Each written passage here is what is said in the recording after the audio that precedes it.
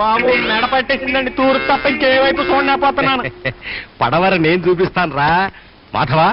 కొట్లో 10 రూపాయలు లాగి రా కూర్చో.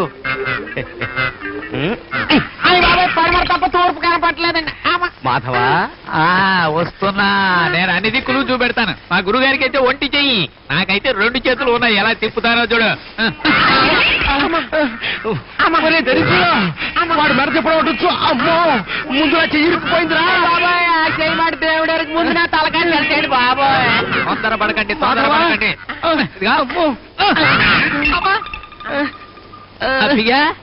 అసలు ఇంత భయంకరంగా నీ మెడ ఎలా పెరిగిపోయిందిరా? మా ఆవిడ కొట్టిందండి, అప్పటి నుండి ఎలా ఉండిపోయింది. అదిగో మీ ఆవిడ. చూసారా గురువు గారు, నాటు వైద్యం అన్న తర్వాత కొంచెం తెలివిగా ఏడ్చావులే. నువ్వు నాకు వైద్య పాఠాలు చెప్పక్కర్లేదు. నేనేమన్నా నువ్వు డాక్టర్వే, నేను కంపౌండర్ని. నేనే పట్టుకోవాలి. నీ గురించి నాకు ఇంకా అర్థం కాలేదు.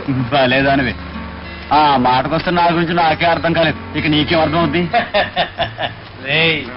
నా యాల్ది డాక్టర్ అమ్మకి వైద్యం చేయడమే తెలుసు అనుకున్నాను రా. ఈ రాజుగాడిని వెంటేసుకుని తిరగడం చూస్తుంటే ఇంకా చాలా చాలా విద్యలు తెలిసిన అనిపిస్తుందిరా. మనకి నేర్పుద్దేమో అడుగుతావాడురా.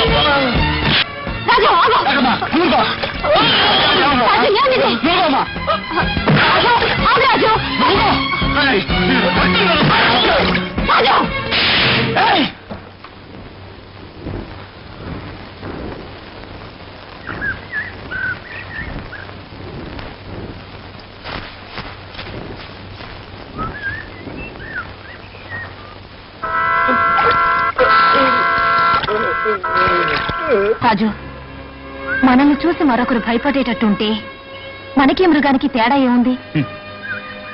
ఇప్పుడంటే ఇలా ఉన్నాను, కానీ చిన్నప్పుడు ఎవరు పిలిచి ఏ పని చెప్పినా అభిమానంగా చేసేవాడిని. అవును, నేను అదే ఆలోచిస్తున్నాను. ఎందుకు ఇలా మారిపోయావు? నేను మారలేదు, ఈ ఊరే నన్ను మార్చేసింది. మీ నాన్నను చంపేసి మా నాన్న ఆత్మహత్య చేసుకున్నాడన్నారు.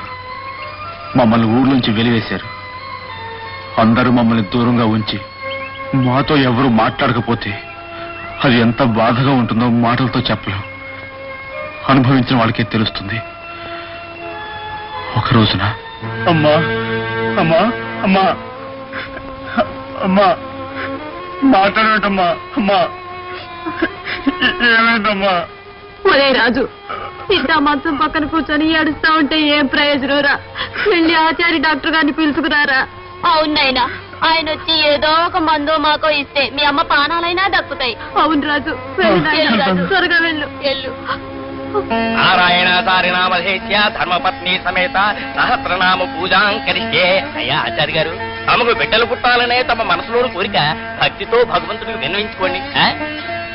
ఓం నమస్తోమాయ రుద్రాయ బాబు, మీ చేత దండం పెడతాను. మా అమ్మ చావబోతుందయ్యా. మీరు వెంటనే వచ్చి మమ్మల్ని బతికించండి బాబు. ఏ వేళ పాడలేదా వైద్యానికి? పవిత్రమైన భగవంతుడు పూజ జరిపించడం మానేసి మధ్యలో రావాలంటావా? బాబు అలా మాట్లాడకండి అయ్యా. మీ చేత దండం పెడతాను. మమ్మల్ని నాకు తగ్గించండి బాబు. బాబు భక్తు బట్టలతో పవిత్రమైన పూజ చేసుకుంటున్న నన్ను ముట్టుకుంటావరా? ఏమయ్యా పూజారి, ఊళ్ళోంచి వెలేసిన వెధవ గుళ్ళోకి వచ్చి నిలబడితే గుడ్లప్పకి చాలా చూస్తావే. నా మీద ఆగ్రహించకండి బాబు. ఈ వ్యధవని ఇప్పుడే బయటికి పంపించేస్తాను. బయటికి పో. బాబు మమ్మల్ని నాకు తగ్గించండి బాబు. పెద్ద పెద్ద మాట్లాడతావా? దండం పెడతాను. మమ్మల్ని నాకు తగ్గించండి బాబు. అగజానన పద్మార్కం గజానన మహానిశం అనేకదంత భక్తానం ఏకదంతం పస్మహే. మనోవంత సిద్ధిరస్తు. ఇదిగో నమ్మ ప్రసాదం.